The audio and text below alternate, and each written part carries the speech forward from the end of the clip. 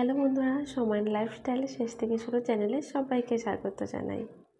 আজকে রেসিপি হচ্ছে আলু সয়াবিনের তরকারি। আমি আগে থেকে সয়াবিন থেকে জল ছাড়িয়ে নিয়েছি আর কড়াইতে তেল ছিল আগের থেকে, তবে সেই তেলেই দিয়ে দিয়েছি একটু লবণ, একটু হলুদ, একটু নাড়িয়ে নেব। তারপর দিয়ে দিচ্ছি সেই জল ছাড়িয়ে রাখা সয়াবিন, সেটাকে ভেজে নেব। আগে যদি তেলের মধ্যে নুন আর হলুদ দিয়ে দিই, তাহলে একসঙ্গে সয়াবিনের স্বাদ পাওয়া যাবে নুন আর হলুদের।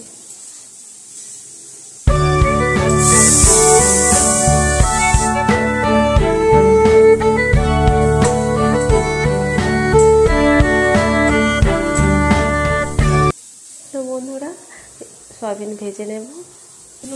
দেখো আমার সয়াবিন ভাজা হয়ে গেছে, ভাজাটা নামিয়ে দিচ্ছি।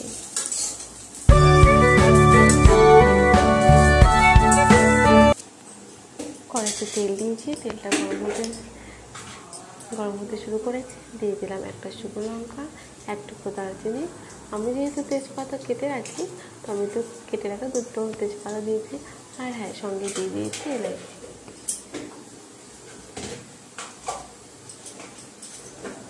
একটু গরম হয়ে যাক, তারপরে দিয়ে দেব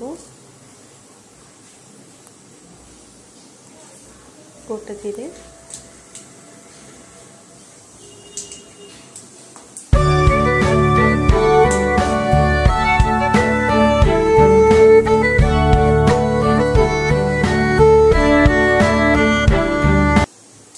দেখো একটু গরম হয়ে এসেছে। তারপর দিয়ে দিচ্ছি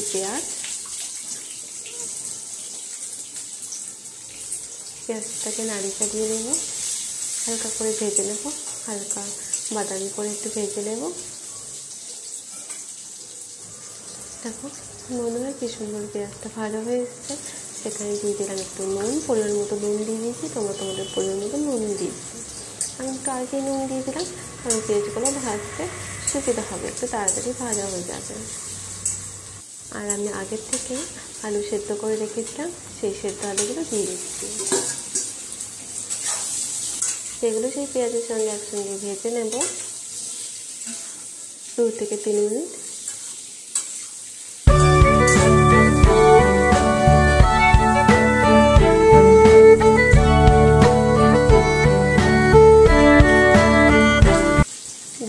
নাড়িয়ে চাড়িয়ে নিয়েছি। এখন দিয়ে দিচ্ছি সামান্য একটু হলুদ গুঁড়ো,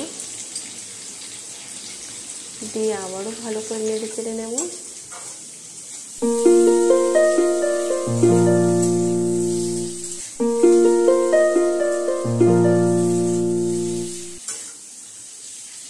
আলুগুলো ভালো করে ভেজে নিচ্ছি। আলুগুলো ভালো করে না ভাজলে আলুর মধ্যে লবণ ঢুকবে না।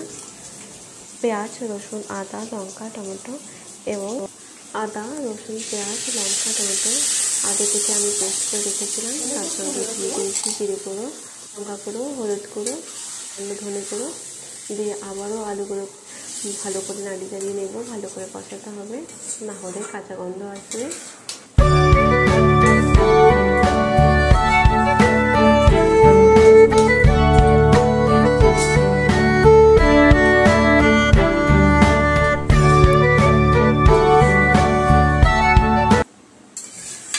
মশলাগুলো আলুর সঙ্গে ভালো করে ভেজে নেব, না হলে মশলা থেকে কাঁচা গন্ধ আসবে। ঢাকা দিয়ে ভেজে নেব কম আঁচ করে 2 থেকে 3 মিনিটের জন্য।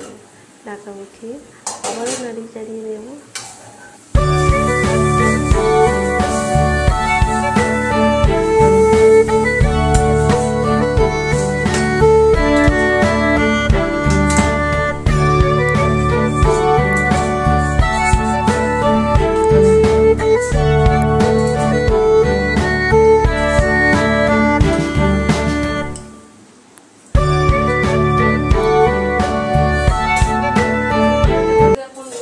ঢাকা সরিয়ে 2-3 মিনিটের জন্য মশলাটা ভালো করে কষিয়ে নেব। সেই মশলা কষানোর মধ্যে আমি ভেজে রাখা সয়াবিন দিয়ে দিচ্ছি, সেটাকে একসঙ্গে আবারও কষিয়ে নেব।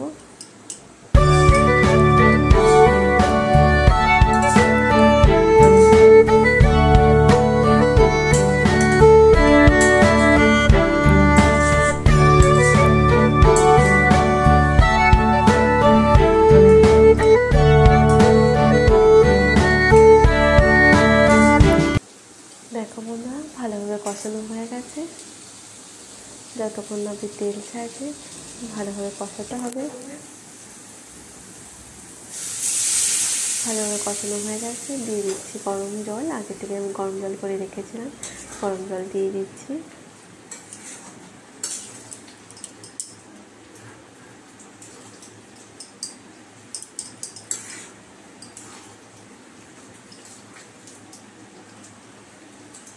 আমার মনে ছিল একটু ঝোল কম হয়ে যাচ্ছে, তাই আমি আবারও দিয়ে দিলাম একটু গরম জল। যেহেতু আমি ভাতের সঙ্গে খাবো তাই একটু ঝোল দিয়েছি। তোমরা চাইলে একটু কম ঝোল দিতে পারো, তোমরা খেতে পারো রুটির সঙ্গে, পরোটার সঙ্গে, খুবই ভালো লাগে খেতে। আমি যেহেতু ভাত দিয়ে খাবো তাই একটু বেশি করেই ঝোল দিয়েছি। ঝোল দিয়ে আবারও ঢাকা দিয়ে দিয়েছি, ততক্ষণ আমি ভালো করে ঝোলটা ফুটছে। দেখতেই পাচ্ছো কত সুন্দরভাবে ফুটতে লেগে গেছে।